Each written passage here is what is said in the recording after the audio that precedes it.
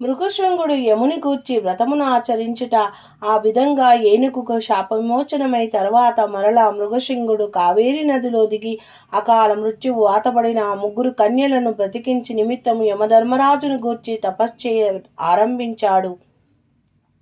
నిశ్చల మనస్తో తదేక దీక్షతో యముని గూర్చి ధ్యానించుచుండగా మృగశృంగుని కఠోర దీక్షకు యముడు సంతోషించి ప్రత్యక్షమాయి, మృగశృంగ, నీ కఠోర దీక్షకు పరోపకార పారాయణతకు నేనెంతయో సంతసించి తిని. నా గురించి ఇంత దీక్షతో ఎవ్వరు తపమావ ఆచరించి ఉండలేదు. నీకేం కావాలనో కోరుకొనుము, నీ అభీష్టం నెరవేర్చదనని యముడు పలికెను. ఆ పలుకులకు విని మృగశృంగుడు కనులు తెరిచి చూడగా యముడు తన ఎదుట నిలబడి ఉన్నాడు.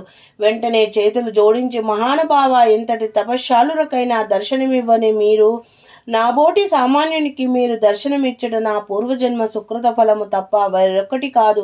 అకాల మరణమునకు పాల్పడిన ఈ ముగ్గురు కన్యలను బతికించి నన్ను సంతృప్తించేయుడని ప్రార్థించను. మృగశృంగుని పరోపకార బుద్ధికి దయార్థ హృదయమునకు యముడు సంతోషించి అతని కోరిక ప్రకారం ఆ ముగ్గురు కన్యలకు ప్రాణదానం చేయనించే. మృగశృంగ, నీ భక్తికి మెచ్చిది, నీ పరోపకార బుద్ధి నన్ను ఆకర్షించింది, నీకు జయమే అగుగాక అని యముడు దీవించగా, మహాపురుష, మిమ్ము సంతోషపెట్టుట సామాన్యమైనది కాదు. మిమ్ము స్తోత్రం చేసిన వారికి, స్తోత్రం విన్న వారికి జరణ మరణములు కలుగు, అట్టి వారికి అన్ని విధముల శుభములు కలుగునట్లు అనుగ్రహింపుము అని ప్రార్థించగా, అట్లనే నీ కోరిక సఫలమగునుగాక అని యమధర్మరాజు దీవించి అదృశ్యుడాయెను.